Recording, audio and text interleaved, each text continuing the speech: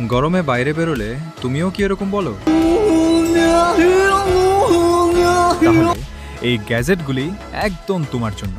গ্যাজেটগুলি দেখার আগে তুমি যদি কলেজে পড়ো তাহলে লাইক করো, আর যদি স্কুলে পড়ো লাইক সাবস্ক্রাইব দুটোই করো। নম্বর 1, গরমে বাইরে বেরোলে আর কষ্ট নয়।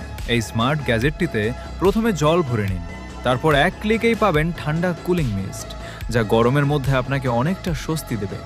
আর সবচেয়ে মজার বিষয় হলো হাঁটতে হাঁটতেই আপনার মোবাইল চার্জ করতে পারবেন। নম্বর 2, গরমে বাইরে বেরোলেই কি ঘামে ভিজে যান?